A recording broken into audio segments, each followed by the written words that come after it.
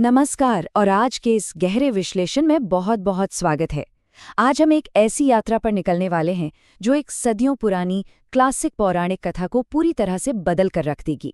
आज हम विष्णु के वराह अवतार की कहानी को केवल एक पुरानी कथा की तरह नहीं पढ़ेंगे, बल्कि उसे मानव मन के एक बहुत ही गहरे मनोवैज्ञानिक ब्लूप्रिंट के रूप में डिकोड करेंगे।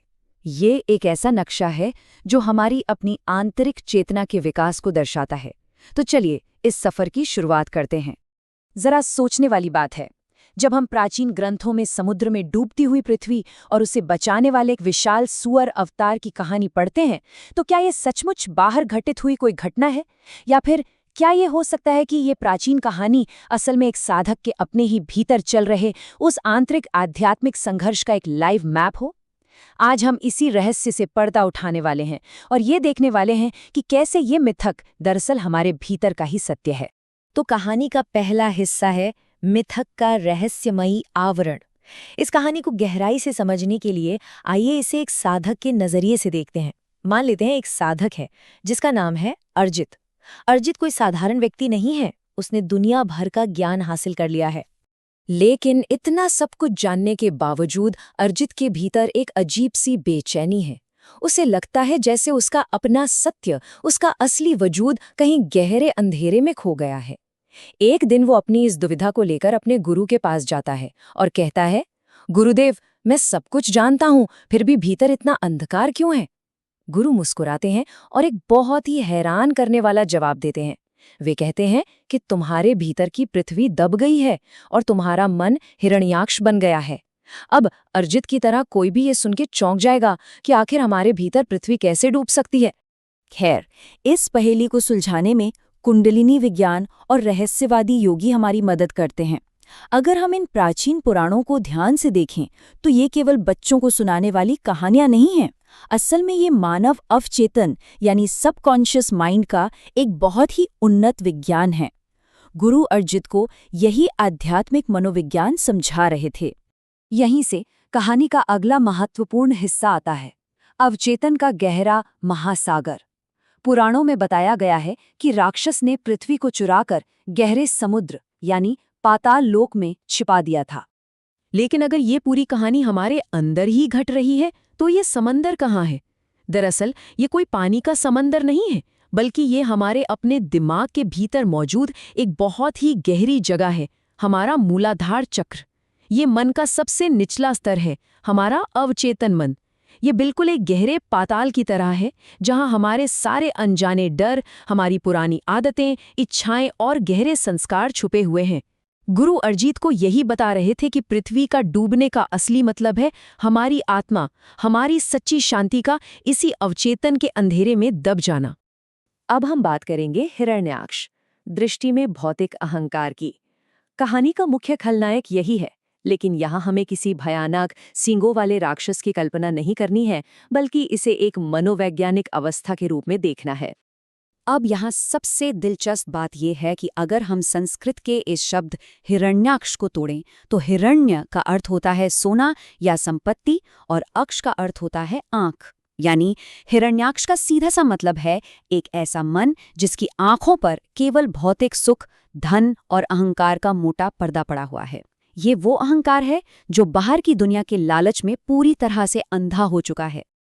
और असल में यही अहंकार सबसे बड़ी समस्या पैदा करता है। जब हमारा मन हिरण्याक्ष जैसा हो जाता है, यानी जब हम केवल बाहरी दुनिया और अपने घमंड में फंस जाते हैं, तो ये भारीपन हमारी शुद्ध चेतना को, हमारी पृथ्वी को उस गहरे अवचेतन के अंधेरे में धकेल देता है। अर्जित के साथ ठीक यही हो रहा था। उसका अपना ही अहंकार उसके असली सत्य को बाहर नहीं आने दे रहा था। लेकिन कहानी यहीं खत्म नहीं होती। जहां अंधकार होता है वहीं प्रकाश की किरण भी फूटती है। अब प्रवेश होता है वाराह, आंतरिक चेतना का जागरण। ये बहुत ही शानदार तरीके से दिखाता है कि कैसे मिथक के भौतिक तत्व सीधे तौर पर आध्यात्मिक जागृति पर मैप होते हैं। गुरु समझाते हैं कि जब इंसान पूरी तरह से भटक जाता है, तब उसके भीतर से ही एक परम शक्ति जागृत होती है। जो बाहर महासागर है वो भीतर अवचेतन मन है, जो बाहर पृथ्वी है वो हमारा सच्चा स्व है, और जो बाहर वाराह है वो हमारे भीतर जागने वाली ध्यान ऊर्जा यानी कुंडलिनी चेतना है। अब एक बहुत ही स्वाभाविक सा सवाल मन में आ सकता है कि इस अवतार के लिए सूअर का ही रूप क्यों चुना गया, किसी शेर या हाथी का क्यों नहीं? इसका कारण बहुत ही गहरा है। एक सूअर की फितरत होती है कि वो मिट्टी और कीचड़ में बिना थके गहराई तक घुसकर उन चीजों को खोज निकालता है जो नीचे दबी हैं। ठीक इसी तरह वाराह चेतना या ध्यान ऊर्जा हमारे अवचेतन की गहराई में उतरती है, डरों और संस्कारों के कीचड़ को खोदती है और वहां दबे हुए आत्मज्ञान को खींचकर बाहर लाती है। और जब ये चेतना मूलाधार में उतरती है तो शुरू होता है एक महाकाव्य आंतरिक युद्ध। जब ये नई जागरूकता अवचेतन में पहुंचती है तो वहां पहले से जमे बैठे अहंकार यानी हिरण्याक्ष से उसका सीधा सामना होता है। ये युद्ध बाहर नहीं, भीतर लड़ा जाता है। ये आलस्य और जागरूकता के बीच की टक्कर है। ये अहंकार और विनम्रता के बीच का युद्ध है। भोग और योग का संघर्ष है। सच कहें तो जब ये संघर्ष भीतर चलता है तो ये बहुत ही असहज करने वाला होता है, लेकिन यही बेचैनी तो हमारे सच्चे विकास और बदलाव की असली शुरुआत है। आइए इस पूरी प्रक्रिया को एक ब्लूप्रिंट की तरह देखते हैं। सबसे पहले साधक की जागरूकता उसके मूलाधार में उतरती है। फिर वो अपनी चेतना के प्रकाश से अपने लालच और अहंकार का सामना करता है।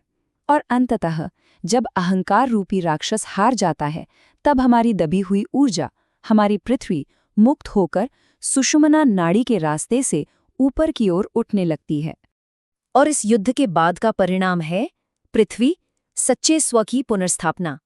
अहंकार नष्ट हो चुका है और अब सत्य को वापस उसकी जगह पर स्थापित करने का समय है। कहानी में वराह अपने दांतों पर पृथ्वी को उठाकर समुद्र से बाहर लाता है।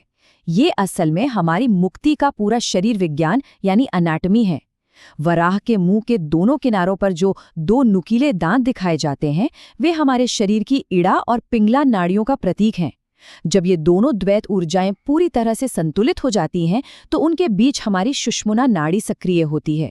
दांतों पर टिकी वो संतुलित पृथ्वी उसी जागृत सुषुम्ना और परम शांति का प्रतीक है। इस विषय पर डॉक्टर एम लक्ष्मी कुमारी का एक बहुत ही सटीक विचार है। उनका मानना है कि वराह अवतार असल में हमें त्याग और बलिदान की याद दिलाता है, क्योंकि जब हम अपने भीतर के लालच और अहंकार का त्याग करते हैं, केवल तभी हमारे जीवन में और इस पूरी सृष्टि में वास्तविक संतुलन और सद्भाव वापस आ सकता है। गुरु की इन सारी बातों को सुनकर जब हमारे साधक अर्जित ने ध्यान करना शुरू किया और अपने भीतर झांका, तो धीरे धीरे उसे सब समझ आने लगा। उसने देखा कि उसके डर कहाँ छिपे हैं, उसका अहंकार कैसे काम करता है और उसका असली स्व कितना शांत है। अंततः उसे ये परम अनुभूति हुई कि वराह आसमान से उतरने वाला कोई बाहरी भगवान नहीं है, वो तो हमारे अपने ही भीतर जागने का इंतजार कर रही जागरूकता की सर्वोच्च शक्ति है। तो आज का सबसे बड़ा सवाल यही है कि जब जीवन में कभी अंधकार लगे तो समझ लेना चाहिए कि हमारी पृथ्वी दब गई है। और अगर अंधकार बाहर नहीं है तो फिर हम प्रकाश की तलाश बाहरी दुनिया में क्यों कर रहे हैं? समाधान बाहर नहीं है, हमें बस खुद ही वाराह बनकर अपने अंदर उतरना है, क्योंकि अपने अंदर उतरना ही मुक्ति का एकमात्र रास्ता है। इस विचार के साथ ही हम आज का ये सफ़र यहीं समाप्त करते हैं। हमारे साथ जुड़ने के लिए बहुत बहुत धन्यवाद।